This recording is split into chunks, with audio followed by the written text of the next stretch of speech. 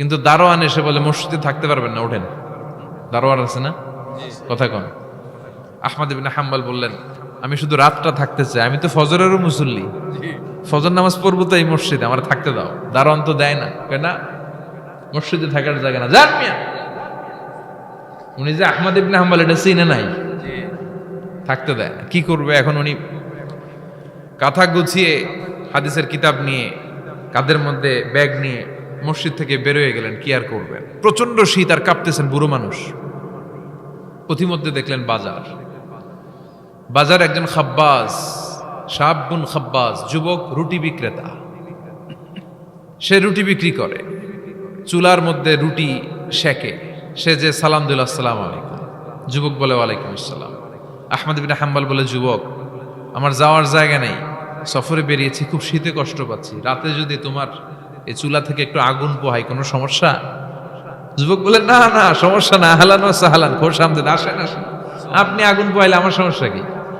সুবহানাল্লাহ পড়েন। আল্লাহ শুকরিয়া করে উনি বসলেন আর আগুন পোহাচ্ছেন। আর খেয়াল করলেন, যুবক রুটি বানায় আর পরে আস্তাগফিরুল্লাহ, রুটির দলা বানায় পরে আস্তাগফিরুল্লাহ, খামির বানায় আর পরে আস্তাগফিরুল্লাহ, রুটি নিয়ে উনুনের ভিতরে, চুলার ভিতরে সেকা দেয় আর পরে আস্তাগফিরুল্লাহ। দোকানদারের কাছে কেউ আসলেই সে রুটি দেয় আর পরে আস্তাগফিরুল্লাহ। ক্রেতার কাছ থেকে টাকা নিয়ে ক্যাশ বক্সে রাখে আর কি পড়ে? আবার রুটি বানানো শুরু করে আর কি পড়ে? খালি এইটাই পড়তেছে। ইমাম আহমদ ইবনে হাম্বল তো অবাক, কিরে এটা আবার কেমন যুবক, খালি আস্তাগফিরুল্লাহ। উনি প্রশ্ন করলেন, যুবক, ঘটনা কি? আসার পর থেকেই তোমার দেখতেছি তুমি রুটি বানাও, রুটি বিক্রি করো আর পড়ো আস্তাগফিরুল্লাহ, মালাকা ইয়া শাবাব। যুবক বলে, আস্তাগফিরুল্লাহ আমার সবচেয়ে বেশি পছন্দের আমল, আমি সব সময় আঠার মতো ইস্তেগফারের সাথে লেগে থাকি আর সব সময় পড়তে থাকি আস্তাগফিরুল্লাহ, আর এর বদৌলতে আল্লাহ আমারে মুস্তাজাবুদ দাওয়া বানিয়ে দিয়েছে। সুবহানাল্লাহ। আহমদ ইবনে হাম্বল তো অবাক, আনতা মুস্তাজাবুদ দাওয়া, তুমি মুস্তাজাবুদ দাওয়া, রুটিওয়ালা। আমি এত বছর হাদিস পড়াই, আমিও তো মুস্তাজাবুদ দাওয়া না, আর তুমি রুটি বেচো বাজারে, তুমি মুস্তাজাবুদ দাওয়া, তুমি দোয়া করলে সব কবুল হয়ে যায়। যুবক বলে, না, আনা মুস্তাজাবুদ দাওয়া, আমি আমার জীবনে যত দোয়া করেছি কবুল করে নিয়েছে কে? আল্লাহ। সব দোয়া কবুল করে নিয়েছে আল্লাহ, একটা দোয়া ছাড়া। কয়টা? একটা।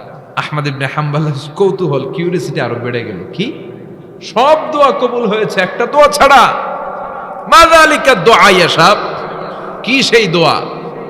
যুবক এবার বলতে শুরু করলো, আমার জীবনে যে দোয়াটা আল্লাহ কবুল করে নাই সেটা হচ্ছে, আমি আল্লাহর কাছে অনেক চেয়েছি, অনেক দোয়া করেছি, যে আল্লাহ শুনেছি এই জামানার সবচেয়ে বড় মুহাদ্দিস, তার নাম নাকি ইমাম আহমদ ইবনে হাম্বল। আল্লাহ তোমার কাছে আমার চাওয়া, আমি যেন এই ইমাম আহমদ ইবনে হাম্বলরে দেখে মরতে পারি। সুবহানাল্লাহ। আমি যেন ইমাম আহমদ ইবনে হাম্বলের হাতে হাত রেখে মুসাফা করতে পারি আর তার কপালে একটা চুমু এঁকে দিতে পারি। আহমদ ইবনে হাম্বল আবেগপ্রবণ হয়ে গেলেন, চোখের পানি ছেড়ে দিলেন, বললেন, যুবক, তোমার এই দোয়াটাও কবুল হয়ে গিয়েছে।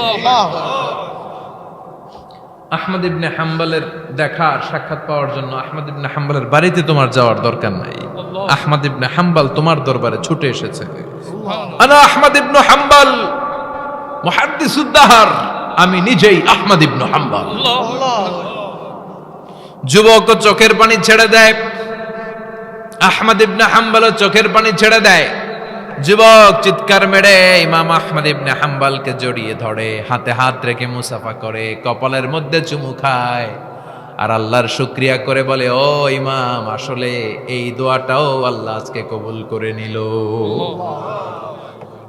বিশ্বাস হয় সবসময় ইস্তেগফার পড়লে আপনার দোয়াগুলোর এইভাবে কবুল করে নিবে কে? এই পাঁচটা জিনিস পাবেন সবসময় যদি ইস্তেগফারের সাথে লেগে থাকেন। রাজি আছেন তো? এজন্য বিশ্বনবী সব সময় নামাজে সালাম ফিরানোর পরে পড়তেন আস্তাগফিরুল্লাহ। কি পড়তেন?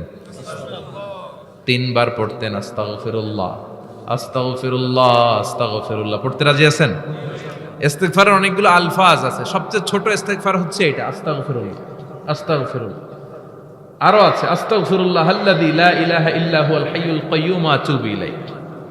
বিশ্বনবী বলেন, এই ইস্তেগফারটা যদি কেউ পড়ে, আত-তাওয়াল্লি মিন ইয়াউমিজ যাহাফ, যুদ্ধের ময়দান থেকে পালিয়ে আসা কবিরা গুনাহ। কি গুনাহ?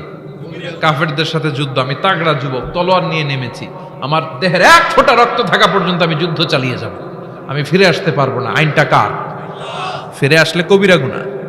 বিশ্বনবী বলেন, যুদ্ধের ময়দান থেকে ফিরে এসেছে এরকম কবিরা গুনাহ অবলম্বনকারীও যদি আস্তাগফিরুল্লাহ আল্লাযী লা ইলাহা ইল্লা হুয়াল হাইয়ুল কাইয়্যুম ওয়া আতুবু ইলাইহি পড়ে, ওই কবিরা গুনাহকারীকেও ক্ষমা করে দিবে কে?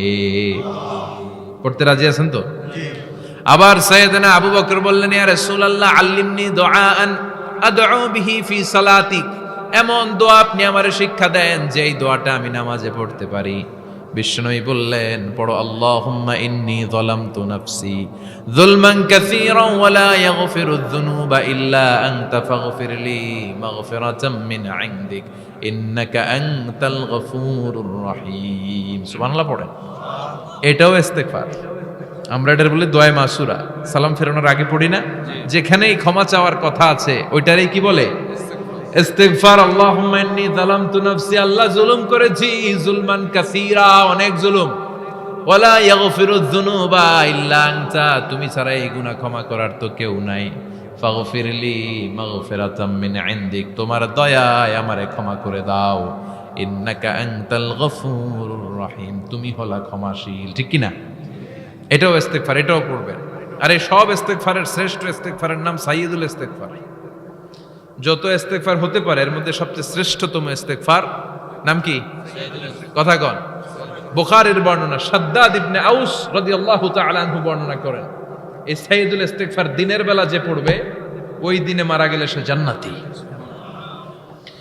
এই সাইয়্যিদুল ইস্তেগফার রাতের বেলা যে পড়বে ওই রাতে যদি ইন্তেকাল হয় ওই লোকটা জান্নাতি। মুখস্থ আছে না? জি। কার কার মুখস্থ? হাত তুলেন। মাশাআল্লাহ, তাবারাকাল্লাহ, মাশাআল্লাহ, মাশাআল্লাহ। আর যাদের নাই তাদের হোমওয়ার্ক, তাদের আল্লাহুম্মা আনতা রাব্বি লা ইলাহা ইল্লা আনতা খালাকতানি ওয়া আনা আবদুক ওয়া আনা আলা আহদিকা ওয়া ওয়া'দিকা মাস্তাতা'তু আউযু বিকা মিন শাররি মা সানা'তু আবুউ লাকা বিনি'মাতিকা আলাইয়া ওয়া আবুউ লাকা বিযামবি ফাগফিরলি ফাইন্নাহু লা ইয়াগফিরুয যুনুবা ইল্লা আনতা। সুবহানাল্লাহ পড়েন। আজকে রাতে পড়ছেন, মারা গেলে জান্নাতি। চিল্লায় পড়েন না আল্লাহু আকবার।